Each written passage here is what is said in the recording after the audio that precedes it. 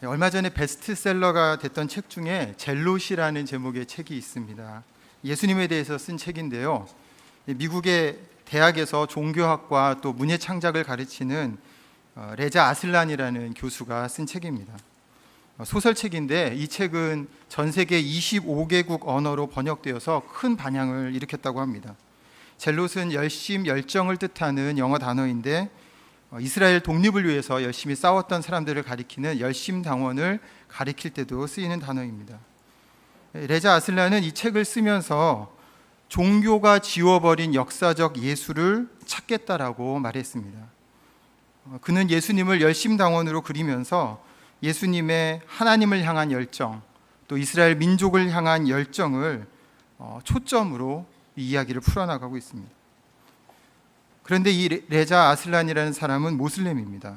이란에서 태어난 그는 미국으로 이민을 오게 됐고요. 온 가족을 따라서 미국에 정착하게 되었습니다. 그가 어린 시절 미국이라는 나라에서 모슬렘으로 살아간다는 것이 얼마나 어려웠는지를, 얼마나 힘들었는지를 이야기합니다. 그러면서 그가 10대 시절 종교적인 체험을 합니다. 그리고 그 종교적인 체험 때문에 기독교로 개종을 합니다. 아마 그 기독교 개종한 내용들을 그 책에서 소개를 앞부분에 하고 있는 것을 봤습니다. 하지만 성인이 되고 나서 청소년기를 다 지나고 나서 그는 다시 자기 민족의 종교인 이슬람을 선택합니다. 그렇게 이슬람과 기독교를 왔다 갔다 하면서 본인 나름대로 고민하고 또 이해하고 찾았던 예수에 대한 기록을 소설로 쓴 것입니다. 예수님은 하나님의 아들, 그러니까 하나님이라고 인정하지 않는 이슬람의 관점이 그대로 이 소설 안에 들어 있습니다. 그럼에도 불구하고 이 소설이 수많은 사람들에게 인기를 끈 것은 예수님을 믿는 사람들이든 안 믿는 사람들이든 예수님이 누구인가에 대한 관심을 가지고 있다는 것을 또한 반증하기도 합니다. 이런 소설은 예수님에 대해서 지난 2000년 동안 수많은 도전을 해왔던 것들 중에 하나입니다. 그럼에도 불구하고 제가 이 현상에 관심을 가졌던 것은 지난 2000년 중 그 어느 시기보다 지금 그 도전이 심각한 상황에 와 있다라는 판단 때문입니다. 예수님을 4대 성인 중에 하나라고 소개하고 있는 학교 교육은 우리가 어떻게 할 수 없다 할지라도 이제 우리가 성경에서 우리가 믿고 있고 알고 있는 예수 그리스도에 대해서 사람들에게 증언하려고 하면 사람들은 고개를 절레절레 흔드는 시대를 맞고 있습니다. 우리가 믿는 예수님에 대해서 설명하면 그건 예수에 대한 당신의 견해일 뿐이라고 말하고, 성경의 관점을 얘기하면 성경도 특정 관점에서 예수님을 쓴 것이라고 말하고 있는 것입니다. 그러면서 그들은 지금 성경에서 말하는 종교적 색채를 뺀 진짜 예수를 알고 싶다는 말들을 공공연히 하고 있습니다. 예수님은 누구신가? 이 질문은 지난 2000년 동안 수없이 제기돼 왔고 또 앞으로도 계속 제기되어질 질문입니다. 왜냐하면 사단은 성경에 분명히 예수님이 누구신지에 대한 답이 있음에도 불구하고 그것을 외면하도록 우리에게 계속해서 올무를 놓고 있기 때문입니다. 성경 이외에 예수님에 대해서 알려주고 있는 역사적 문헌은 전혀 없습니다. 우리가 예수님에 대해서 알려고 하면 다른 역사적 문헌들 속에서 예수님의 행적이나 예수님의 말씀을 발견할 수 없다는 뜻입니다. 하나님은 의도적으로 그것을 막으셨습니다. 오직 성령의 영감으로 하나님께서 직접 기록하신 성경 이외에는 어떤 기록도 예수님에 대한 기록을 남겨놓지 않으셨습니다. 그래서 어떤 일각에서는 진짜로 역사적으로 예수가 존재했는가라는 질문까지 하기도 합니다. 그만큼 일반 역사에서는 예수님에 대한 기록을 찾을 수 없다는 것이죠. 그럼에도 불구하고 성경을 떠나서, 성경에서 증언하고 말하고 있는 바를 떠나서 역사적인 예수를 재구성하겠다는 얼토당토하는 시도들은 끊임없이 계속되고 있습니다. 예수님에 대한 생각이 왜곡되면 우리의 구원은 멀어지고 사단은 그만큼 자신의 영역을 넓힐 수 있기 때문에 사단은 이 부분을 가지고 끊임없이 공격해 올 것입니다. 결국 성경에서 추출해내는, 그러니까 성경에서밖에 예수님을 만날 수 없는데 성경에서 말하는 예수가 아닌 예수를 찾겠다고 한다면 결국은 예수님에 대한 이야기를 이리저리 왜곡하고 그 안에 상상력으로 채워서 진짜 예수님, 성경에서 말하는 진짜 예수님으로부터 거리가 먼 허상을 만들어내는 그런 시도를 하게 되는 것입니다. 이것은 영적 전쟁입니다. 그리고 그 영적 전쟁은 지금 어느 때보다 치열한 상황 가운데 와 있습니다. 이런 치열한 전투 가운데 있는데 예수님을 따른다고 하고 예수님을 믿는다고 하는 우리는 얼마나 예수님에 대해 알고 있고 예수님이 누구신가에 대해서 관심을 기울이고 있습니까? 우린 지금 예수님을 믿기 때문에 이 자리에 와 있습니다. 그렇죠? 그래서 휴일에 어디 놀러 가지도 않고 집에서 TV 보면서 쉴 수도 있는데 쉬지 않고 다 예수님을 기리고 찬양하고 하나님을 즐거워하기 위해서 예배 드리려고 이 자리에 이렇게 나와 있습니다. 근데 꼭 그렇지만도 않은 것 같습니다. 제가 전에 신방을 갔었는데 한 집사님이, 한 성도님이 이렇게 말씀하시는 것입니다. 자기는 결혼 조건이 교회 다니는 것이었다고요. 그래서 지난 30여 년 동안 그 결혼 조건을 이행하기 위해서 특별한 경우를 빼놓고는 일요일을 한 번도 교회 나가는 걸 빼먹은 적이 없답니다. 최선을 다해서 성실하게 자기의 결혼 조건을 이행하며 살아왔습니다. 굉장히 좋은 분이셨어요. 성실하고 인격적이고, 그리고 어느 정도 자기의 일에 대해서도 자신감을 갖고 있는 분이셨습니다. 그런데 그분이 저에게 하시는 말씀이 지난 30여 년의 세월이 아깝다는 것입니다. 자기는 결혼 조건이기 때문에 그냥 교회를 나왔을 뿐이지 예수님을 믿지 않는다는 것이죠. 지금 시간이 지나고 나니까 지난 30여 년의 세월이 너무 아깝다는 것입니다. 왜 내가 30여 년 동안 일요일마다 꼬박꼬박 가서 교회에 앉아 있었을까? 그 시간에 내가 다른 일을 했으면 얼마나 많은 일을 할 수 있었을까? 그런 생각이 들어서 아까웠다라고 저에게 말씀하셨습니다. 30여 년 동안 교회를 꼬박꼬박 다녔는데 예수님을 믿지 않는다는 그분의 고백을 들으면서 가슴이 너무 아팠습니다. 제가 뭐라고 말씀드려야 할지 알 수가 없었습니다. 도대체 그 30여 년의 세월 동안 교회는 그분에게 무슨 짓을 했단 말입니까? 그 30여 년의 세월 동안 저 같은 목사는 그 사람에게 무엇을 들려줬단 말입니까? 그리고 그분은 그 30여 년의 세월 동안 왜 예수님을 믿지도 않으면서 그렇게 시간을 낭비하며 교회를 다녔단 말입니까? 오늘 우리는 진지하게 예수님을 믿는다는 것이 무엇인지에 대해서 생각해 보기를 원합니다. 그러기 위해서 우리는 한 사람의 질문으로 들어가 보려고 합니다. 오늘 본문 3절을 함께 읽어봤으면 좋겠습니다. 오늘 본문 3절을 같이 읽겠습니다. 시작. 예수께 여짜오되 오실 그이가 당신이 오니까 우리가 다른 일을 기다리오리까? 이 질문은 성경의 독자들을 하고 매우 당황스럽게 만드는 질문입니다. 왜냐하면 이 질문을 한 사람은 세례 요한이기 때문이고요. 이 세례 요한은 예수님을 이 세상에 소개하고 그리고 추천한 인물이기 때문입니다. 우리가 누군가를 잘 모르는데 그 모르는 사람을 만날 때는 긴장감이 있습니다. 그런데 그 모르는 사람을 만나는 것을 연결해 주는 사이에는 누군가 중재하는 사람이 있습니다. 추천해주고 소개해주는 사람이 있는 것이죠.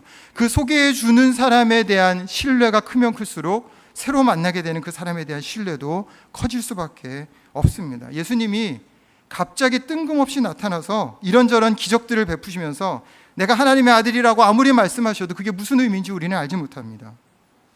갑자기 나타나신 예수님이 십자가를 지시고 죽으시고 너희를 위해서 내가 죽었다 그리고 부활했다라고 아무리 말씀하신다 하더라도 그것이 무엇을 진정으로 의미하고 있는지를 사람들이 깨달을 수가 없습니다. 사람들은 단지 죽었다가 살아났다는 그 현상만에 집중할 것입니다. 그 현상만 바라볼 것입니다. 그래서 그 현상 속에서는 그 속에 담겨있는 하나님의 사랑, 하나님의 마음, 예수님을 통해서 우리를 구원하시고자 하는 하나님의 뜻, 이런 것들은 발견할 수 없는 것입니다. 그래서 하나님은 구약성경 전체를 통해서 예수님을 소개하고 있습니다. 예수님이 누구신지를 자세히 알려주고 있습니다. 그래서 예수님이 지신 십자가는 무슨 의미를 가지고 있는지를 성경을 통해서 우리에게 가르쳐주고 계신 것입니다. 그래서 구약성경은 예수님을 맞을 준비를 하기 위해서 먼저 보내진 자들의 이야기로 채워져 있습니다. 우리는 그들을 선지자라고 부릅니다. 아브라함, 모세, 다윗 모두가 선지자입니다. 그 위에 일어났던 다른 이사야나 에레미야 같은 사람들 다 선지자입니다. 그들은 하나님의 뜻을 이 땅 가운데 보여주기 위해서 하나님이 선택하신 자들이기 때문입니다. 그들을 통해서 하나님은 예수님에 대해서 끊임없이 증언하셨고 말씀하셨고, 그래서 예수님이 오셨을 때 그 예수가 무엇을 의미하고 있는지를 알도록 우리에게 중지해 주고 계셨습니다. 세례 요한은 이렇게 보내진 선지자 중에 가장 마지막에 보내진 사람입니다. 최후의 보루로 하나님께서 보내신 자입니다. 그래서 세례 요한의 선배 선지자들이 그토록 보기 원했던, 그토록 사모하며 한 번이라도 봤으면 좋겠다라고 간절히 바랬던 그 예수 그리스도를 그는 직접 보았습니다. 그리고 직접 그 예수 그리스도를 이 세상에 소개하고 추천했습니다. 그랬던 그가 지금 사람을 보내서 예수님께 묻고 있습니다. 당신이 우리가 기다렸던 그 오실 그 사람이 맞습니까? 아니면 다른 오실 사람을 기다려야 합니까? 이 질문은 세례 요한이 예수님이 오실 그분이라고 확신했던 그 확신에서 상당히 흔들려 있는 그 모습을 보여줍니다. 아무도 예수님의 존재를 알지 못할 때 예수님의 존재가 바로 그다, 예수님이 바로 오실 그분이시다라고 당당히 외쳤던 세례 요한인데, 세례를 베풀 때 하늘로부터 성령이 임하시는 것을 눈으로 보고 하늘에서 하나님께서 이는 내 사랑하는 자라고 말씀하시는 것을 귀로 들었던 세례 요한인데, 그런 확신을 뒤로하고 의심의 눈초리로 예수님에게 질문을 던지고 있습니다. 세례 요한의 이 의심스러운 질문 앞에 우리가 마음을 기울이는 것은 우리와 세례 요한이 놀랍게도 닮아 있기 때문입니다. 세례 요한이 무엇을 질문했는지 우리가 살펴보기 위해서 세례 요한이 말한 오실 그 이가 누구인지를 한번 생각해 보려고 합니다. 메시아 대망 사상이라고 하는데요, 주전 586년에 유다가 바벨론에게 완전히 멸망했습니다. 그리고 다윗 왕조는 끊어지고 맙니다. 이건 굉장한 충격이었어요. 왜냐하면 다윗 왕조가 결코 망하지 않을 거라는 하나님의 약속이 있었기 때문입니다. 제가 사무엘하 7장 16절을 읽어보겠습니다. 내 집과 내 나라가 내 앞에서 영원히 보존되고 내 왕위가 영원히 견고하리라 하셨다 하라. 하나님께서 다윗에게 주신 말씀이에요. 그래서 이스라엘 민족은 자기네들은 절대 망하지 않는다라는 확신을 갖고 있었습니다. 예레미야가 와서 니네가 망할 것이다, 끝날 것이다, 유대 나라는 다 끊어지고 다윗 왕조도 다 끝날 것이다 라고 아무리 외쳐도 사람들은 예레미야를 욕하고 예레미야를 가두고 때리고 그러면서 절대로 예레미야 말을 믿지 않았습니다. 왜냐하면 자신들은 망하지 않을 거라는 굳은 신념이 있었기 때문입니다. 근데 예레미야 23장 5절 6절에 이렇게 말씀하고 있습니다. 제가 읽어보겠습니다. 여호와의 말씀이니라, 보라 때가 이르리니 내가 다윗에게 한 의로운 가지를 일으킬 것이라. 그가 왕이 되어 지롭게 다스리며 세상에서 정의와 공의를 행할 것이며 그의 날에 유다는 구원을 받겠고 이스라엘은 평안히 살 것이며 그의 이름은 여호와 우리의 공이라 일컬음을 받으리라. 예레미야는 망한다라고 외치고 있으면서도 비록 망하더라도 하나님께서 누군가 한 사람을 불러 일으켜서 다시 세우실 거라고 약속하며 말하고 있습니다. 예레미야뿐만이 아닙니다. 미가, 호세아, 아모스, 스가랴, 수많은 선지자들은 망한 유대를 일으킬 한 사람, 그가 나타날 것이고 그가 나타나면 이스라엘은 회복될 것이라는 것을 약속하고 있습니다. 그 중에서도 이 메시아에 대해서 계속적으로 끊임없이 가장 많은 내용을 이야기했던 선지자는 이사야입니다. 이사야서 11장 10절을 제가 한번 읽어보겠습니다. 그날에 이새의 뿌리에서 한 싹이 나서 만민의 기치로 설 것이요 열방이 그에게로 돌아오리니 그가 거한 곳이 영화로우리라. 선지자들은 이 동일한 맥락 속에서 끊임없이 메시아 한 사람이 나타나서 회복시키실 것이다. 비록 유대는 멸망하지만 하나님의 나라는 영원할 것이다 라고 선언하고 있습니다. 다윗에게 약속한 그 약속이 폐하여지지 않을 거라고 말하고 있는 것입니다. 말라기에서 세례 요한의 외침까지 약 400년의 기간 동안 하나님은 아무 말씀도 하지 않으십니다. 아무 메시지도 주지 않으십니다. 우리는 그 기간을 중간기라고 부릅니다. 이 중간기 동안 멸망당한 이 유대 민족 사람들은 끊임없이 선지자들의 말을 묵상했어요.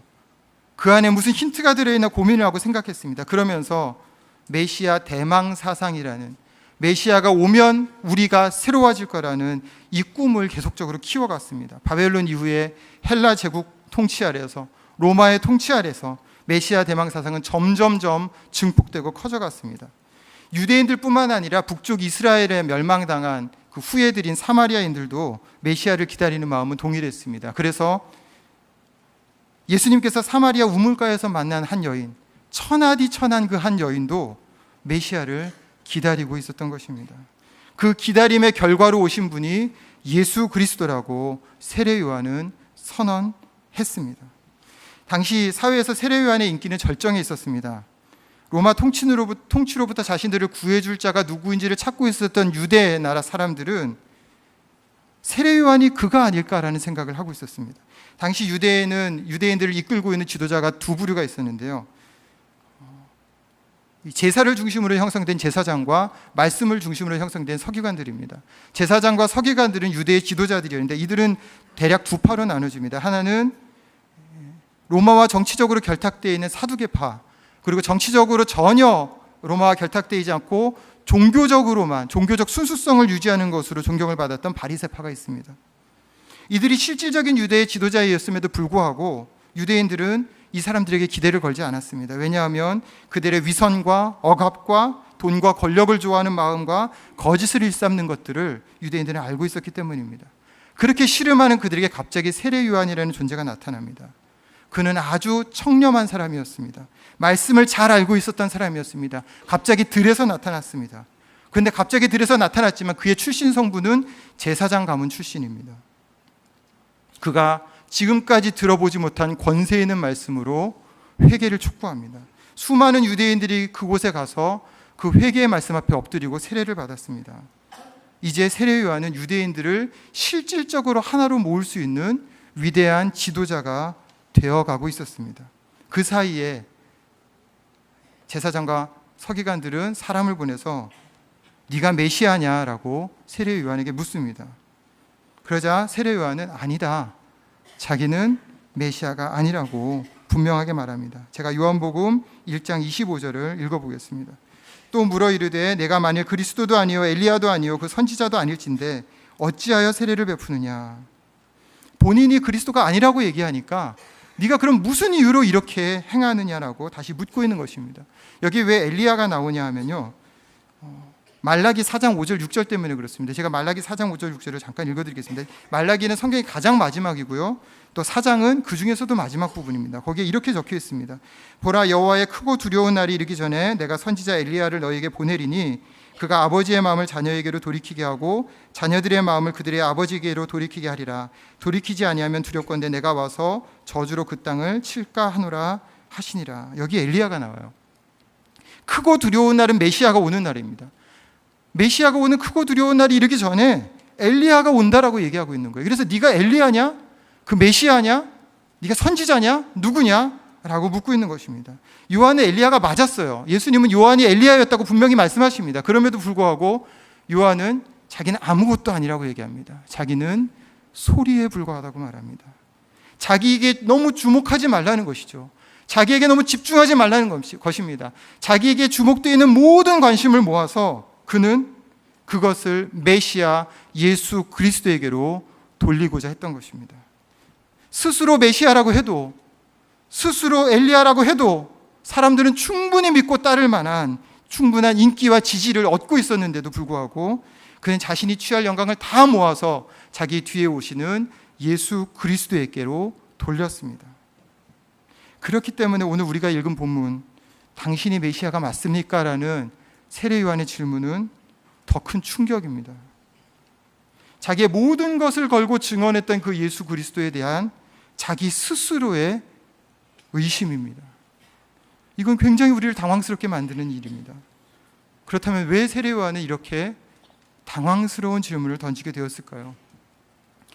우리가 대략 한 3가지 정도로 생각해 볼 수 있는데요. 첫째로 그의 메시아에 대한 편견 때문입니다. 세례 요한은 메시아를 기다리고 있었습니다. 그래서 자기 스스로는 망하고 메시아가 오면 흥해져야 된다는 사실을 알고 있었고요. 기꺼이 메시아 때문에 자기가 망할 것을 감수하는 사람이었습니다.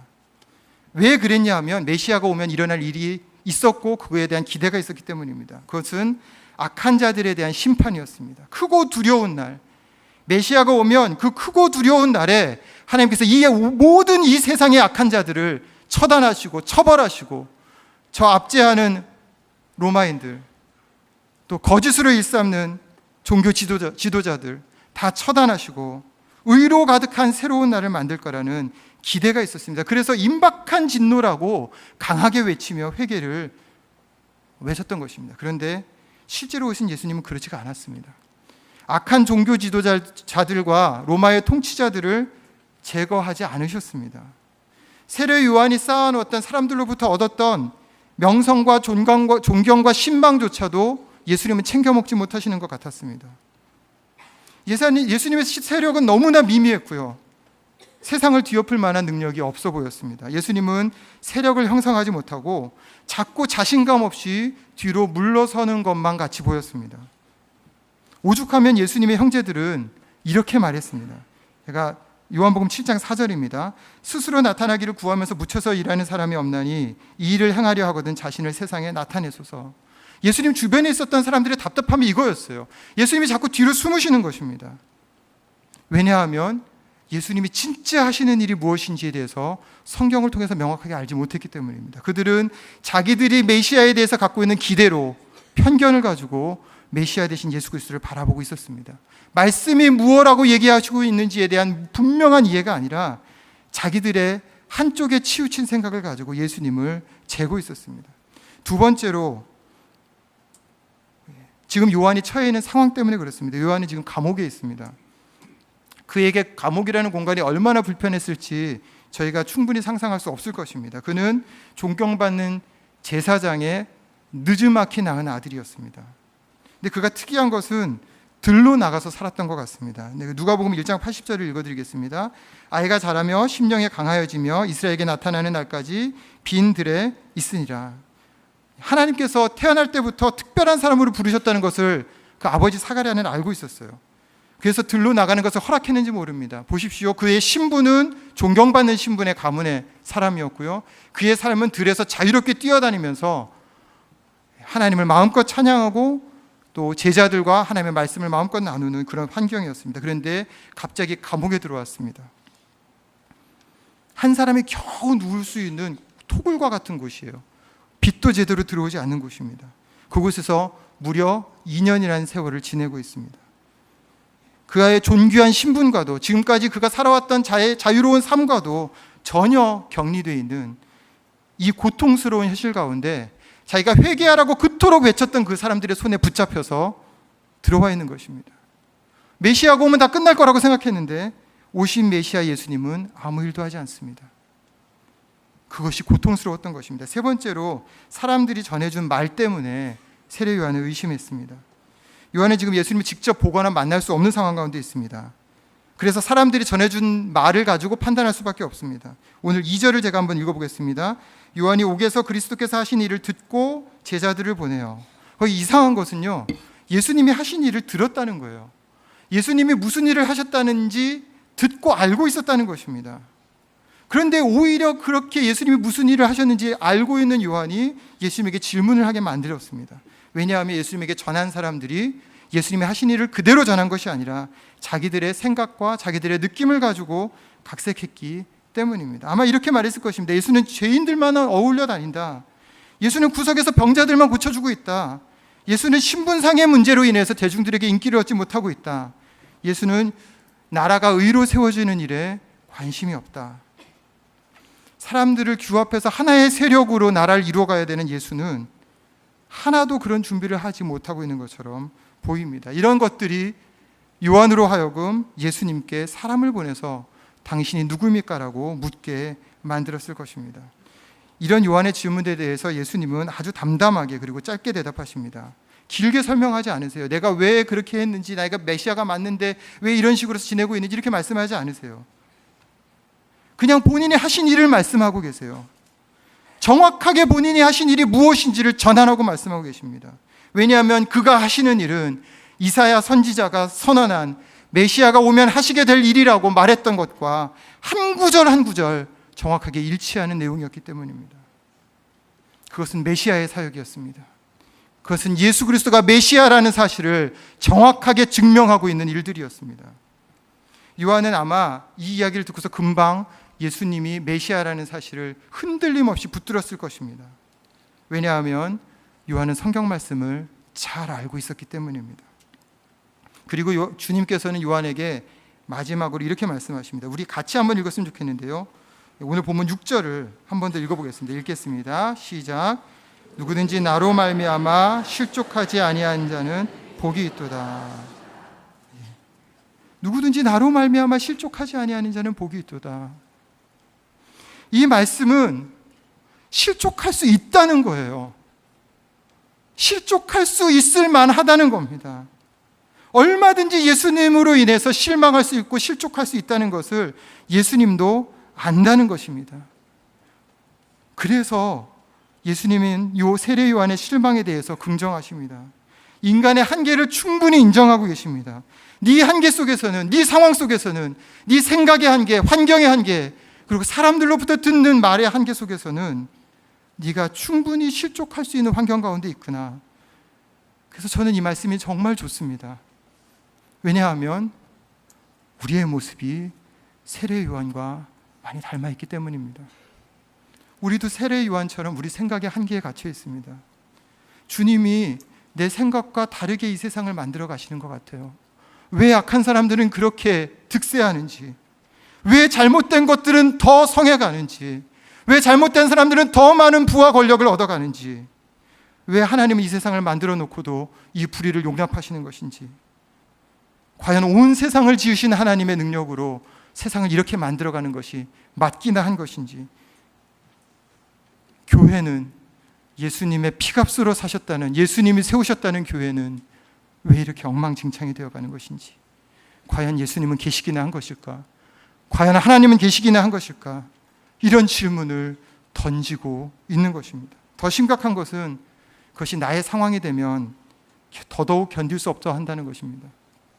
내 경제적인 형편이 조금이라도 안 좋아지면, 내 건강에 문제라도 생기면, 내 사랑하는 가족들 가운데 무슨 문제라도 생기면 왜 하나님 나를 도와주지 않습니까? 왜 우리가 이 아픔을 겪고 있는데 당신은 아무것도 안 하는 것처럼, 메시아라면서 구원하러 오셨다면서 왜 나를 그냥 두시는 것입니까? 그 불신이 우리 마음 가운데 물밀듯 밀려오는 것입니다. 예수님 믿는 것이 다 무슨 소용이 있는가? 아무 의미 없는 것 아닌가라는 불신의 마음들이 우리 안에서 솟아오르는 것입니다. 우리도 세례 요한처럼 세상 사람들의 평가에 예민합니다. 다 하나님이 아니, 예수님은 하나님이 아니라고 세상에 말하고 있는데 내가 뭐에 홀린 거 아닌가? 내가 바보는 아닌가? 기독교인들조차도 나처럼 예수님이 하나님이라고 믿는 사람들이 많지 않은데 내가 너무 유별나게 치우쳐 있는 것은 아닌가? 내가 예수님만 바라보며 산다고 그렇게 살고 있는데 이 인생이 너무 초라한 것은 아닌가? 허무하게 끝나버릴 인생이 되어버리는 것은 아닐까? 네, 그게 우리입니다. 그게 우리 인간의 모습입니다. 예수님으로 인해서 실족하고 예수님으로 인해서 실망하며 살아가는 것이 우리의 신앙생활입니다. 예수님 그걸 알고 계셨어요. 그래서 그것을 모두 받아주십니다. 그러면서 말씀하시는 거예요. 그래, 실족할 만하지, 실망할 만하지, 네가 그렇게 힘든 상황 가운데 있지. 하지만 실족하면 안 돼. 네가 실족하지 않아야 영생의 복을 누릴 수 있단다. 이 예수님의 말씀이 세례 요한 마음 가운데 깊이 박혔고, 세례 요한은 이 따뜻한 주님의 사랑의 음성을 듣고 그 감옥에서 순교하였을 것입니다. 그는 메시아가 오셨다는 확신을 가지고 주님 나라로 나아갔을 것입니다. 사랑하는 성도 여러분, 예수님을 믿는다는 것은 무엇을 의미할까요? 예수님을 받아들인다는 것은 어떤 것을 의미할까요? 아무 의심도 없이, 아무 회의도 없이 그렇게 살아가는 삶을 의미할까요? 그렇지 않습니다.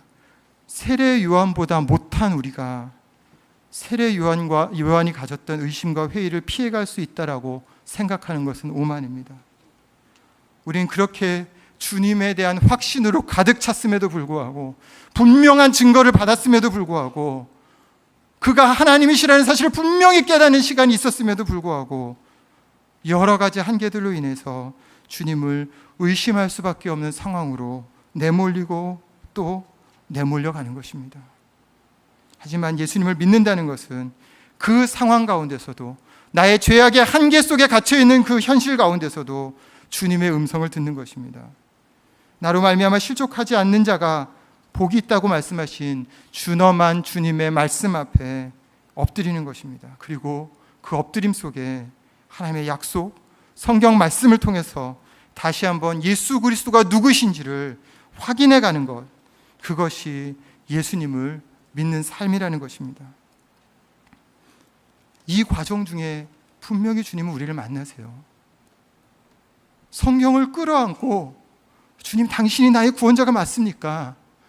당신이 나를 구원하신 그분이 맞습니까? 라고 질문한 우리의 질문에 대해서 결코 예수님은 외면하지 않으십니다. 왜냐하면 예수님은 글로 계신 것이 아니라, 예수님은 문서로 계신 것이 아니라 지금도 살아서 역사하시며 지금도 우리 가운데서 운행하시며 이 자리에서 우리에게 똑똑히 자신이 누구신지를 보여주실 권능으로 임하고 일하시기 때문입니다. 얼마 전에 제 사무실이 고장이 났었습니다. 문이 고장이 났었습니다. 자물쇠가 잘 말을 안 들어서 간사님께 새 것으로 교체해달라고 말씀드렸는데 새 것으로 교체해 주셨어요. 그래서 열쇠를 주셨어요. 그래서 사무실 안에 그 하진호 목사님하고 간사님이 계시고 제가 밖으로 나가서 그 열쇠로 문을 짝가닥 잠궜습니다. 근데 문제는 이제 이 심각한 문제가 벌어졌는데 문이 안 열리는 것입니다. 제가 열쇠로 돌려도 안 열리고 안에서 돌려도 안 열립니다. 이게 열쇠 문제가 아니라 심각한 고장이 난 것이죠. 문과 문틈, 이 문틀 그 사이에 굵은 쇠막대기가 척커덕 잠겼는데 열 방법이 없습니다. 사람을 불러도 열 수가 없어요. 결국은 그 원래 설치했던 그분들이 드릴을 가져와서 그 쇠뭉치를 다 쪼개고 나서야 문을 열 수 있었습니다. 처음에는 제가 상황이 너무 웃겨서 막 웃고 있었는데 나중에는 염려가 되는 것입니다. 제가 문이 그렇게 중요한지 처음 알았어요. 문이 안 열리면 안에 그게 계속 안 열린다고 생각해 보십시오. 영원히 안 열린다고 생각해 보십시오. 안에 있는 사람은 어떻게 되고 그 안에 있는 제 물건을 제가 꺼내와고 일을 해야 되는 저는 또 어떻게 됩니까? 주님은 당신이 문이라고 말씀하십니다. 제가 요한복음 10장 9절을 읽어드리겠습니다. 내가 문이니 누구든지 나로 말미암아 들어가면 구원을 받고 또 들어가며 나오며 꼴을 얻으리라. 예수님이 문이시라는 거예요. 예수님을 통해서만 들어오며 나가며 꼴을 먹으며 성장할 수 있다는 것입니다. 그런데 예수님을 믿지 않으면, 예수님을 붙들지 않으면 아무리 교회를 오래 다니고 아무리 교회에서 많은 봉사를 한다 하더라도 문이 고장난 집과 같아요. 들어오면 나갈 수가 없어요. 그러면 제대로 된 구원에 이룰 수가 없습니다. 구원에 이르는 오직 한 길, 예수 그리스도. 우리는 얼마나 그분을 바라며 얼마나 그분을 찾고 있습니까? 예수님을 만나야 합니다. 성경 안에서 예수 그리스도가 누구신지 발견해야 합니다. 예수님께서 나의 삶 가운데 어떤 존재가 되어주시는지를 반드시 확인하고 찾아야 합니다. 그분에게 온 삶을 의탁하는 것이 우리가 영원히 구원받는 유일한 길이기 때문입니다. 의심이 드는 것을 억누르는 것이 신앙생활이 아니에요. 우리의 의심을 가지고 나가도 꾸짖지 않으시고 비난하지 않으시는 그 살아계신 주님 앞에 엎드리는 것이 신앙생활의 정답입니다. 우리 믿음의 선배 세례 요한을 따라서 우리의 마음을 그분에게 아뢰고 그분에게 질문해야 합니다. 주님, 당신은 누구십니까? 분명히 주님은 사랑으로 응답해 주실 것입니다. 두드리면 열어주겠다고 약속하신 그 주님께서 분명히 우리에게 다가오실 것입니다. 수많은 신실한 믿음의 동역자들, 그리고 그들의 사랑하는 가족들이 암이라는 질병으로, 그리고 갑작스러운 사고로 우리 곁을 떠나는 것을 저는 목회를 하면서 봐오고 있습니다.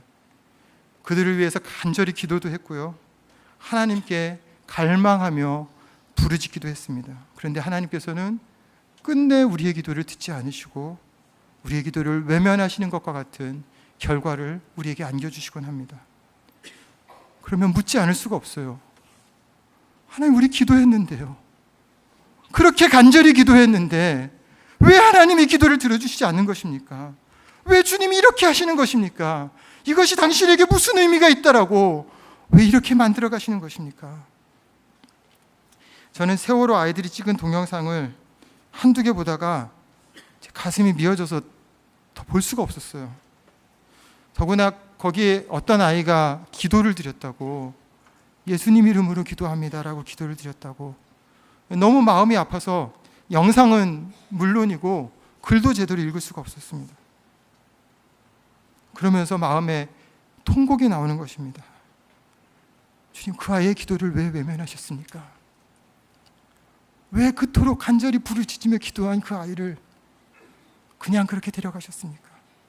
능력이 있으신 주님이신데, 능력이 많으신 하나님이신데 우리의 구원자 되신 예수 그리스도신데 왜 당신의 이름으로 기도하는 자녀를 주께 내버려 두셨습니까? 마치 일하시지 않는 것처럼 말입니다. 그런 절규와 탄식이 마음에서 흘러나오는 것입니다. 잘못된 말인지 압니다. 그 아이는 지금 여기 있는 우리 누구보다 가장 행복한 곳 예수 그리스도의 품 안에서 우리를 바라보고 있을 것을 압니다. 하나님이 정말로 사랑하시는 자녀를 일찍 데려가시는 경우들이 많이 있다는 것도 우리는 알고 있습니다. 하지만 그 현실 앞에 우리는 또 절규하고 절망하고 눈물을 흘릴 수밖에 없는 것입니다. 우리의 이 어리석은 질문과 절규에 사랑으로 대답하시는 주님을 만나야 합니다. 이해할 수 없는 일들 앞에서 나로 말미암아 실족하지 않는 자는 복이 있도다 말씀하시는 그 주님의 음성을 듣고 그분께로 나아가야 합니다. 그러기 위해서 우리는 주님께 질문해야 합니다. 당신은 누구십니까? 당신은 나의 삶에 어떤 존재가 되어 주십니까? 당신은 이 모든 일에 대해서 무엇라 나에게 말씀해 주시겠습니까? 세월을 그냥 보내지 마십시오. 시간을 그냥 흘려보내지 마십시오. 문대신 예수 그리스도를 찾아야 합니다. 그분만이 우리의 유일한 구원자이시기 때문입니다. 우리 예수 그리스도를 우리 마음에 모시는 마음을 가지고 생각을 가지고 우리들의 찬양 458장을 찬양하고 싶은데요. 예수 우리 왕이여 이곳에 오소서, 보좌로 주여 임하사 찬양을 받아주소서. 같이 찬양하겠습니다. 예수 우리 왕이여 이곳에 오소서, 보좌로 주여 임하사 찬양을 받아주소서. 찬양을 받아주소서. 주님을 찬양하오니 주님을 경배하오니 주님을 경배하오니 예수여 오셔서 왕이신 예수여 좌정하사 다스리소서.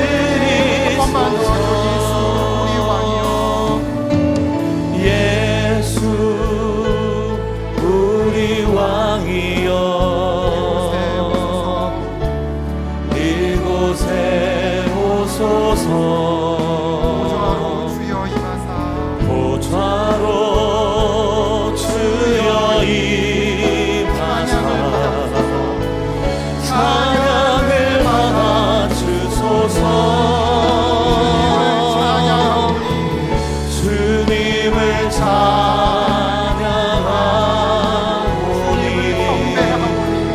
주님을 경배하오니 왕이신 예수여 오셔서 좌정하사 다스리소서.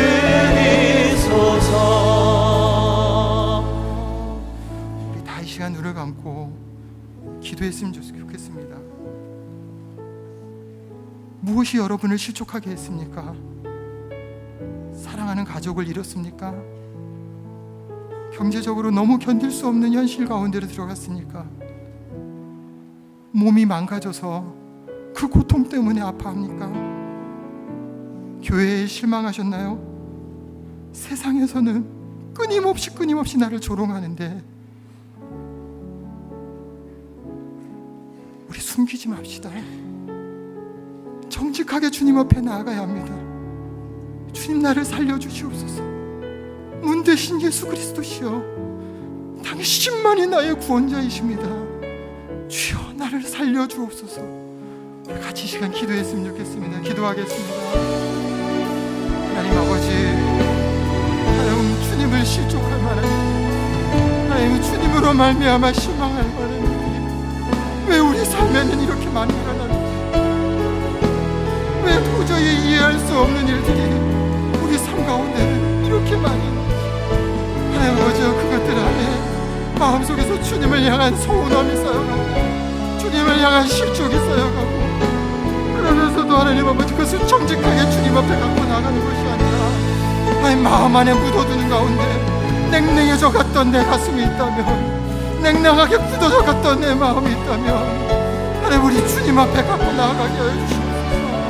하나님 주님 앞에 말씀을 붙들고 엎드려 붙게 하여 주시옵소서. 그리하여서 당신의 말씀을 듣고 당신의 대답을 듣고 그 음성 앞에서 주님을 다시금 발견하는 귀한 역사를 우리에게 허락하여 주시옵소서. 하나님 아버지, 세상을 사는 것이 녹록지가 않습니다. 하나님 시시때때로 우리는 실족하고 실망할 만한 일들 앞에 부닥칩니다. 하나님 내 힘으로는 도저히 감당할 수 없는 일들이 나의 삶을 짓누릅니다. 하나님 아버지, 이 짓눌러진 마음을 그대로 방치하지 않게 하여 주시고 예수 그리스도께로 가지고 나가는 저희들 되게 하여 주시옵소서. 예수님께 묻는 저희들 되게 하여 주시옵소서. 그래서 문 대신 예수 그리스도, 내 구원자 되신 예수 그리스도를 통하여 해답을 얻어가는 우리의 삶이 되게 하여 주시옵소서. 예수 그리스도 이름으로 기도하옵나이다. 다 같이 일어나셔서 우리들의 찬양 499장입니다. 하늘의 문을 여소서. 같이 한번 찬양하고 마치겠습니다.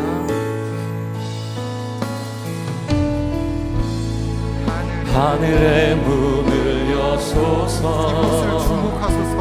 이곳을 주목하소서. 주를 향한 노래가 꺼지지 않으니 하늘을 열고 보소서. 하늘을 열고 보소서. 이곳에 임재하소서. 이곳에 임재하소서. 주님을 기다립니다. 주님을 기다립니다. 기도의 향기가 하늘에 닿으니 주여 임재하여 주소서. 주여 임재하여 주소서. 이곳에 오셔서 이곳에 앉으소서. 이곳에서 드리는 예배를 받으소서. 주님의 이름만이 오직 주의 이름만 주의 이름 이곳에 있습니다. 이곳에 오셔서 이곳에 앉으소서. 이곳에서 드리는 예배를 받으소서.